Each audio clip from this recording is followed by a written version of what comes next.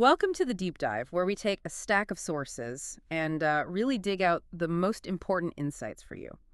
Today, we're doing something a bit different. We're journeying back in time to an ancient text, 8 Bāhitiyasuttaṃ. Now, a sutta is basically a core teaching, a discourse, and this one's from a really profound collection of wisdom. Our mission today, to pull out some timeless ideas about conduct, about character, from what might seem like just a simple story. It's actually a really fascinating look at this unexpected meeting and the surprisingly practical wisdom that comes out of it. Yeah, what's really remarkable, I think, is how this one source gives us such a clear, actionable way to think about ethical behavior. And it's straight from the ancient dialogue. It genuinely feels like a shortcut, a Right. shortcut to getting informed on something really fundamental about how we interact. And it's just as relevant now as it was way back then. Okay, so let's paint the picture. Where does this start? We begin in the ancient city of Savatthi. It's a quiet morning, and Ananda, he's a really significant figure in these texts. He's just going about his routine. Right. He's finished collecting alms like monks do, and he's heading off to a peaceful spot in Pubarama. It's Migaramata's Pasada, his usual place for the day. And this is where things take a turn, right? The everyday gets interrupted. Exactly. Just as Ananda's walking along, King Pasenadi of Kosala arrives. And it's not subtle. He's making this grand entrance riding out of Savatthi on a magnificent white elephant, out in broad daylight. Wow. And when the king sees Ananda, even from a distance, what happens? His reaction is, well, immediate and profound. He sends a messenger straight over, tells the messenger to give his regards, to bow at Ananda's feet, and then humbly ask if Ananda could spare a moment. And he specifically says, out of compassion. That phrase, out of compassion, seems important. But what really strikes me is the king's humility. Despite the whole procession, the elephant and all that, he actually gets off the elephant. He does. He dismounts and approaches Ananda on foot. That really is quite something, isn't it? It suggests a deep respect, like status just melts away. Absolutely. A king shedding the pomp, approaching on foot. Yeah. It's more than just politeness. It really sets the stage for a conversation where wisdom is what matters, not rank. So the scene shifts. They move to the bank of the Gadashiravati River for a bit more privacy. Ananda finds a spot under a tree and sits down. And the king, still showing respect, offers him a proper seat. Yeah, he offers a kathitari, which is basically a simple wooden mat or maybe some branches spread out. But Ananda politely says no thanks, explaining he's already got a seat, his own spot, know. So the king sits down on the offered mat himself. Okay, so they're settled by the river, and the king gets right to it, starts the philosophical part. He does. He asks Ananda, point blank, does the Bhagavan, that's the title for the Buddha, does he ever engage in any kind of conduct, bodily, verbal, or even mental, that wise ascetics and Brahmins would find blameworthy, anything they'd criticize? And Ananda's response? Very direct. A simple, firm no to each part of the question, body, speech, mind. None of it is blameworthy to the wise. How does the king take that? A simple no can sometimes be, well, not enough. He's actually amazed. The text says he expresses appreciation for the clarity. And then he makes this really crucial distinction. He says, look, criticism from the foolish and ignorant, well, that doesn't really count for much. But criticism from the wise, learned, and intelligent, the ones who actually investigate thoroughly, that's what matters. That's interesting. It highlights that not all opinions, not all criticisms are created equal, right? It's about discerning critique based on real understanding. Precisely. It values informed judgment. So Ananda gives this firm no, but that really just begs the question, doesn't it? What is blameworthy conduct then, according to Ananda, the kind wise people would pick up on? Right, and Ananda lays it out very clearly, step by step. Blameworthy conduct, he says, is firstly unwholesome, akusalo. Unwholesome. Okay. Also reproachable, alajo.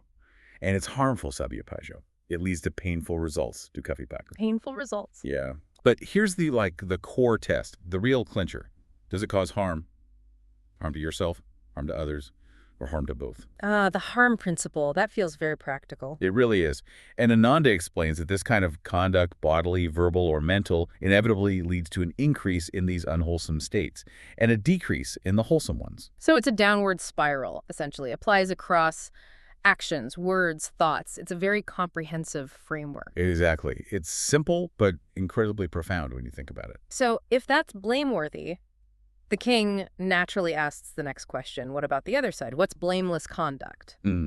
And this is where it gets really interesting, I think. How does Ananda flip the script? How does he define the positive, the truly wholesome? Well, he gives basically the perfect mirror image. Blameless conduct, enoparambo, is wholesome, kusala. Okay. It's blameless in itself, anavadi. It's harmless, adhipajo. And it leads to pleasant results, sukhabhipako. Pleasant results. Makes sense. And crucially, the defining feature again, it does not cause harm to oneself, harm to others, or harm to both. So the absence of harm is key again. Absolutely. And just like the blameworthy side, this applies across the board, actions, words, thoughts.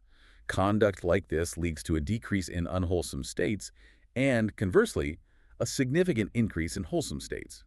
Then Ananda confirms that the Tathagata, the Buddha, has completely, abandoned all those unwholesome states and is fully endowed with all the wholesome ones. That's a powerful statement. And the king's reaction to all this clarity. He's deeply impressed, overjoyed, really. The text uses the term atamanabhirata, like profoundly pleased and satisfied. And this leads to him wanting to offer gifts, right? Yes, and quite extravagant ones at first. He offers an elephant jewel, likely a prized elephant, then a horse jewel, presumably a similar top-tier horse, and even a whole prime village. Wow, those are serious gifts. How does Ananda respond to that level of generosity? He politely refuses. He says it's just not appropriate for him as a monastic to accept such things. So detachment from that kind of material wealth. Exactly. But the king doesn't give up entirely. He then offers something more specific, maybe more personal. It's the Bāhitiya, a particular cloak. The text is very precise. It says it was sent by another king, Ajatasattu of Magadha, and it was 16 cubits long and 8 cubits wide. A specific, valuable cloak, but still a material item. Does Ananda accept this one? Initially, no. He refuses again, saying his 3 robes are complete, meaning he has the basic set a monk needs. Okay, so he seems quite firm. How does the king persuade him? This is where the king gets quite clever and insightful. He uses an analogy. He compares the situation to the Asiravati River nearby. He says, imagine rain falls up on the mountain and the river floods, overflowing its banks. Okay, like an abundance spreading out. Exactly. The king suggests that if Ananda accepts the Bāhitiya to make new robes for himself, well, then his old robes wouldn't just be discarded. Ananda could share his old robes with other monks, his fellow monastics. Ah, so the gift keeps giving, in a way. Precisely. The king argues that this way, his offering, his dakyu or generosity, would spread its benefit much wider. Like the overflowing river, it wouldn't just benefit Ananda, but ripple outwards to others. That's a really beautiful and, frankly, persuasive argument. Yeah. It reframes the gift not just as an item, but as a means to broader compassion. It is. And it's this compassionate, practical reasoning that finally convinces Ananda. He accepts the Bāhitiya based on that logic. So it's not about the value of the cloak itself, but the potential for shared benefit. That makes sense. Yeah, it's a great lesson, I think, in how generosity can be amplified. It's not just the act, but the ripple effect. So after this exchange, the king leaves. Yes, respectfully. He bows, walks around Ananda clockwise, a traditional sign of reverence, and then departs. And what does Ananda do with the cloak and the memory of this conversation? His immediate next step is quite telling. He goes straight to the Bhagavan, to the Buddha himself. He recounts the entire conversation, everything that was said, and presents the Bāhitiya cloak. And how does the Buddha react to hearing about this encounter? His response is really quite remarkable. He doesn't just comment on the teaching, he praises King Pasenadi. He says to the assembled monks, essentially, "It is a gain, monks, for King Pasenadi of Kosala, truly well gained, that he got this opportunity to see and attend upon Ananda." Wow. So the Buddha elevates the encounter itself, highlighting the value of simply having the chance to learn from someone like Ananda. Exactly. It puts this fascinating emphasis not just on the wisdom itself, but on the opportunity to engage with it and the deep respect for those who, embody and transmit that knowledge. It really validates the whole interaction. So bringing this all together, what does this ancient story, this deep dive into the Bāhitiyasuttaṃ, really mean for us, for you listening? It seems to give us this remarkably clear, very practical definition of ethical conduct, straight from antiquity. It boils down complex morality to a really straightforward test. Does it cause harm to yourself, to others, or to both? Yeah, and if we connect that to the bigger picture, this isn't just some old story. It feels like a timeless framework.